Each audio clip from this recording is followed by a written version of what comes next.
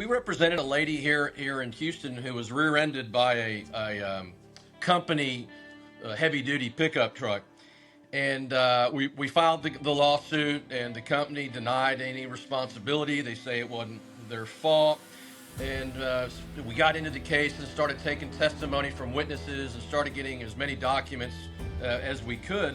And what we found out was is that the company learned about this crash, and then they sent a drug testing unit to their driver and said, "Hey, Mr. Driver, you need to submit to a drug test." And so we took the testimony of the lab person who went to obtain the urine sample to test him for drugs. And lo and behold, what we find out is that the guy tried to substitute some other urine or some other substance and didn't provide his urine. And then when the lab person said, I actually need your urine to see whether or not you're on drugs, he refused to do it. And so obviously we used that in the case, and that went a long way into enabling us to get a very good result for our client.